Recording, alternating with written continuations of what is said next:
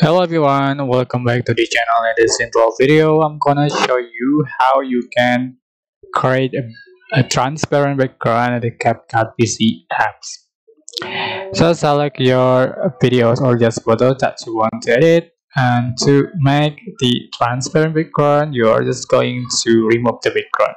How to? You can select cutout right here.